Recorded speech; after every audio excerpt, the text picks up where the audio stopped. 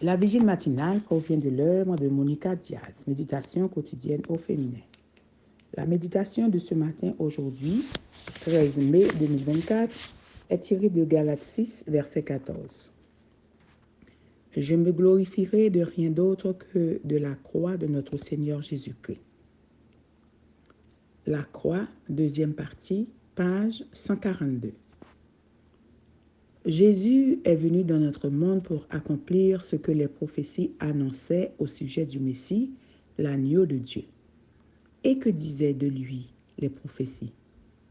Voyons quelques-uns des faits les plus marquants prophétisés par l'Ancien Testament et repris dans le Nouveau. Méprisé et abandonné des hommes, homme de douleur et habitué à la souffrance, il était méprisé. Certes, ce sont nos souffrances qu'il a portées, c'est de nos douleurs qu'il s'est chargé. Mais il était transpercé à cause de nos crimes, écrasé à cause de nos fautes. C'est par ses meurtrissures que nous sommes guéris.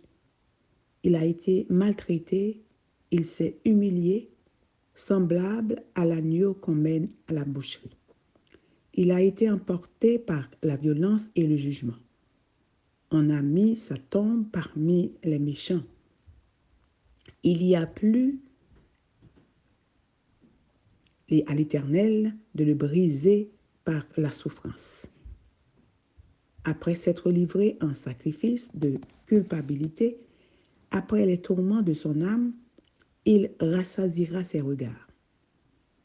Jésus croyait aux Écritures de l'Ancien Testament comme étant la révélation du Père, en particulier en ce qui concernait sa propre mission, et il a donc accepté la croix, sachant que sa mort ne serait pas une mort sans signification, mais que le salut de l'humanité serait possible grâce à elle.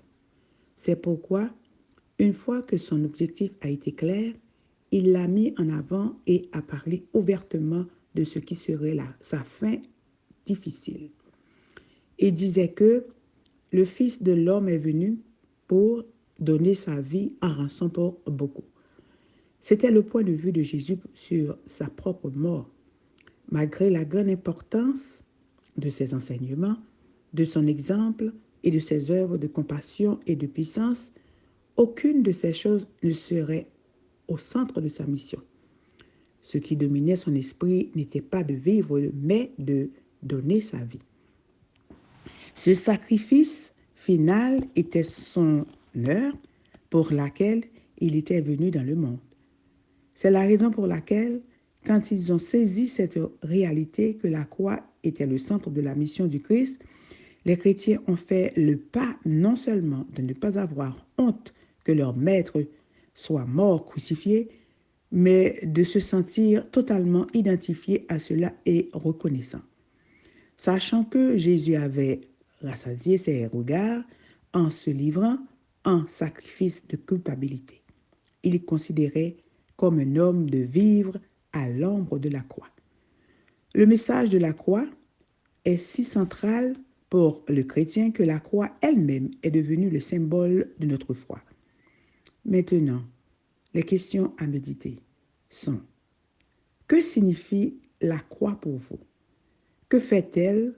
Honte ou est-ce le moteur de notre vie? Vous vous en vantez, mais votre vie est-elle à la hauteur de l'appel qu'il nous adresse?